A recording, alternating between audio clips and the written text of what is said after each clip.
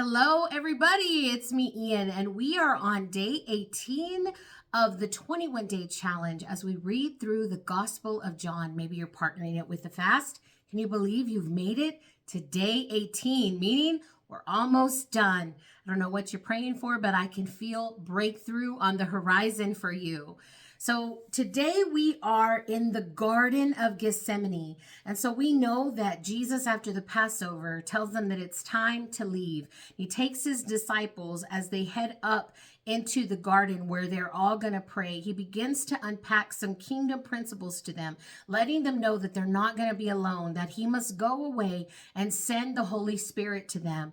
And he's giving them some other truths about the future and what the future holds for all of them. And they may not fully understand it yet, but the Holy Spirit, I'm sure, was able to clarify and give them insight and kingdom wisdom maybe after the fact, which is okay. But he told them to take note of some things that were going on beforehand, that it would come to their remembrance later on, maybe why these things happen this way. These things have been prophesied, and now it was going to be fulfilled, that Jesus would be betrayed and that he would die on a cross, a gruesome death for all of humanity. So yesterday, Jesus said a prayer in the garden, and the Gospel of John was very telling about the full prayer that Jesus said in the garden. The other Gospels don't go into as great a detail as John did. That lets me know that he probably was in close proximity to Jesus while he said these prayers for himself, for his disciples, and for us in preparation before he's taken and arrested and will stand several trials, even though he is completely innocent. So we find him here in the garden in chapter 18 after finishing up this beautiful prayer in chapter 17. In verse 1 it says, Jesus, having prayed this prayer, left with his disciples and crossed over the brook Kidron at a place where there was a garden, and he and his disciples entered it. Judas, his betrayer, knew the place because Jesus and his disciples went there often. So Judas led the way to the garden, and the Roman soldiers and police sent by the high priest and the Pharisees followed. And they arrived there with lanterns and torches and swords. Jesus, knowing by now everything that was coming down on him, went out and met them, and he said, "Who are you after?" So can you imagine this scene? I want you to picture it right now. They are in the Garden of Gethsemane. Now they're going to walk further into a place, the Kidron, where there was more of a garden there, and they are there. And Judas does know about this place because here John is revealing that they went there several times, probably to pray there together, him and his disciples. And there we see Roman soldiers are arriving. We see the high priests and the Pharisees are there. They're arriving there with lanterns and torches and swords. Whoa. And it's, almost the dead of night that all of this is happening. And we see here they're coming in to arrest him as though he's some type of fugitive, right? They're there to take him in by any means necessary. And they are there even there with swords. And Jesus goes out there and says, "Who are you after?" And they answered, "Jesus the Nazarene," or Jesus of Nazareth. And he said, "That's me." And the soldiers recoiled, totally taken aback. Judas the betrayer stood out like a sore thumb. And Jesus then asked again, "Who are you after?" They probably were shocked that Jesus is like, "I am he then, who you're looking for. I'm not out running. I'm not out a fugitive. I'm not out here trying to escape from what I know is inevitable in this time. I knew that Judas had all this set up, and you would think you would catch me hiding or that you would have to go further digging for me, but you don't. I am right here." This is how we know Jesus himself submitted himself to the will of the Father, yes, but he always was in control, and he always said that he gave of his life over. And this is how we know this. He confronted it head on. "Who are you after?" And they again said, "Jesus the Nazarene." "I told you," Jesus said, "that's me. I'm the one. So if it's me you're after, let these others go." This validated the words in his prayer. I didn't lose one of those you gave. So he's also saying, don't hurt anybody else. Just go ahead and take me in. And we see in the prayer yesterday that that's what he said. They all were with me except for the one who was already meant for destruction, because he was the one who was meant to betray me. Wow. Then Simon Peter, here we go, the feisty one, who was carrying a sword, pulled it out from its sheath and struck the chief priest's servant, cutting off his right ear.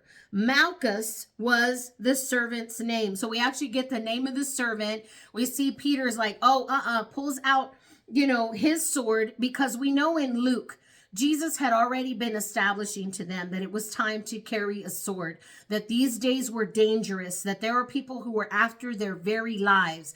And so we see Peter here, then he's already getting feisty and riled up, and he's like, oh no, you're not about to take my Jesus, right? And so he cuts off Malchus's ear, and his right ear at that.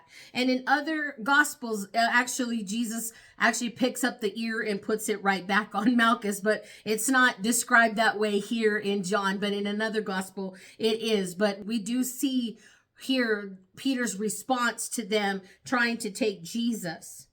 And Jesus ordered Peter, put back your sword. Don't you think for a minute I'm not going to drink this cup the Father gave me. Wow. He's like, Peter, put your sword up. I give of my life freely. And I am going to drink of this cup that the Father said must be taken up in this moment. Powerful. This is all his choice, is what he's saying. No one takes my life from me. I lay it down. Then the Roman soldiers under the commander, joined by the Jewish police, seized Jesus and tied him up. They took him first to Ananias, father-in-law of Sapphira, and Sapphira was the chief priest that year.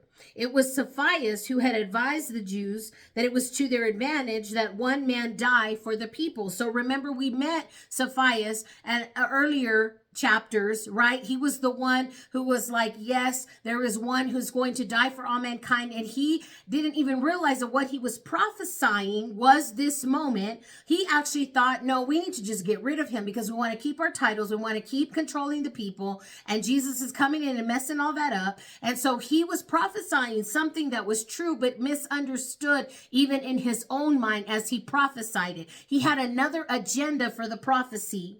But what God has to say will always be. Okay? So even though the prophetic word came really from somebody who was going to misunderstand it, it had to be this way. I want you to understand this. It had to be this way.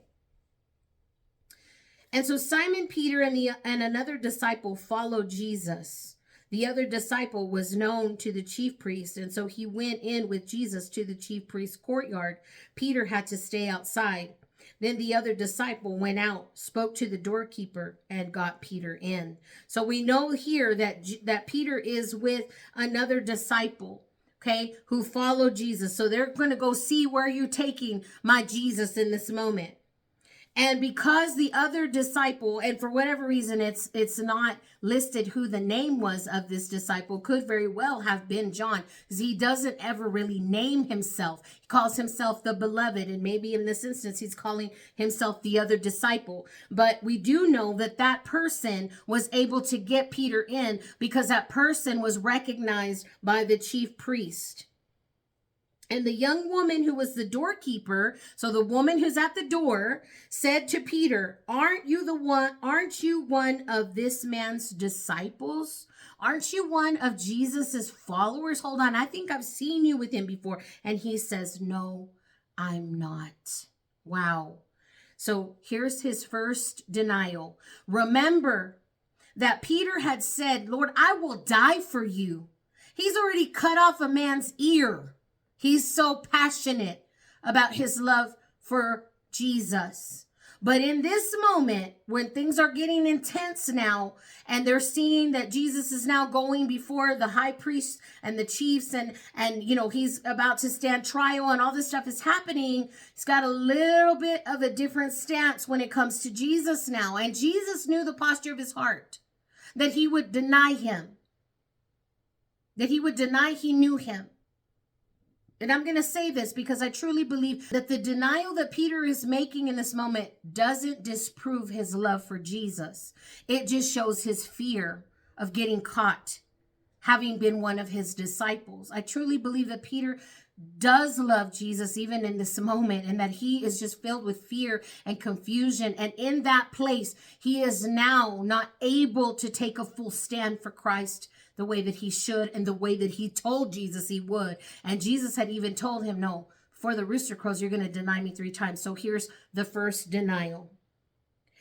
The servants and the police had made a fire because it was cold and were huddled there warming themselves, and Peter stood with them trying to get warm. So we see this is a cold night, and here he is now huddled up, trying to figure out what is going on here. Ananias interrogated Jesus regarding his disciples and his teaching, and Jesus answered, I've spoken openly in public. I taught regularly in meeting places and the temple where all the Jews come together. Everything has been out in the open. I've said nothing in secret. So why are you treating me like I'm a conspirator?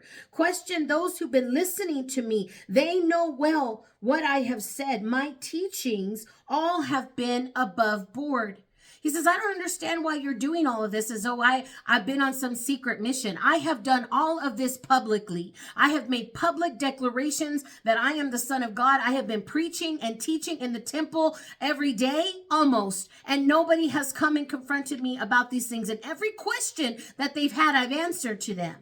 And here you are interrogating me as though I've been doing these things in secret and not being out in the open and forthright with everyone about all of the things that I've been saying.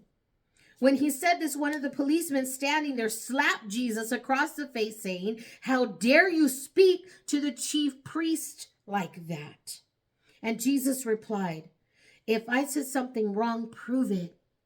But I've spoken the plain truth. Why this slapping around? Why have you laid a hand on me when I've only said the truth? Then Ananias sent him, still tied up, to the chief priest Sapphira, which is the one who gave the prophecy earlier. Meanwhile, Simon Peter was back at the fire, still trying to get warm. And the others there said to him, aren't you one of the disciples? So while he's standing there trying to figure out what's going on, not saying much to anybody, minding his own business in a sense, everybody around him's like, hold on a second, this guy looks familiar. Ain't you the one? Aren't you one of the disciples? And he denied it. Not me. One of the chief priest's servants, a relative of the man whose ear Peter had cut off, said, didn't I see you in the garden with him? Hold on a second. You're the one who cut off my family member's ear. Uh-oh. And again, Peter denied it. And just then, a rooster crowed. Can you imagine? His heart probably dropped into his stomach. They led Jesus then from Sapphira to the Roman governor's palace. So here he is going back and forth, and it was early morning, and they themselves didn't enter the palace because they didn't want to be disqualified from eating the Passover. So Pilate came out to them and spoke, what charge do you bring against this man? So these are the high priests now. Jesus has been given back to them. So now they're like, okay, well, now we'll go to the Roman governor's palace and we'll go talk to Pilate and see if he'll bring charges against him. And they said, if he hadn't been doing something evil, do you think we'd be here bothering you? Pilate said, you take him, judge him by your law. Right? He was like, what in the world are you doing? You're here early in the morning bothering me. Go and judge him by your law. You have your own laws, don't you? But you're bringing him here to me for me to cast judgment on him? And this is what they say. The Jews said, we're not allowed to kill anyone. This would confirm Jesus's word, indicating the way that he would die. Jesus had already told them that there would be others who would come in and condemn him and would rule for him to be killed. So Pilate went back to the palace and called for Jesus, and he said, are you the king of the Jews? And Jesus answered, are you saying this on your own, or did others tell you this about me? Is this your own question about if I'm the king of the Jews? Or is this because other people are telling you that I am the king of the Jews? And Pilate said, do I look like a Jew? Your people and your high priest turned you over to me. What did you do? My kingdom, Jesus said, doesn't consist of what you see around you. If it did, my followers would fight so that I wouldn't be handed over to the Jews. But I'm not that kind of king, not the world's kind of king. Whoa, who do you think he's talking about? His followers, right? Those who truly know him. Even his angel armies could be dispatched at any moment. They're probably just waiting on the word from Jesus to give them the command to come and get him out of this situation. And he's like, you have no idea what my kingdom is like and what kingdom I'm talking about. I am the king of that kingdom. Then Pilate said, so are you a king or not? And Jesus answered, you tell me, because I am king. I was born and entered the world so that I could witness the truth. Everyone who cares for truth, who has any feeling for the truth, recognizes my voice. Wow. Pilate said, what is the truth?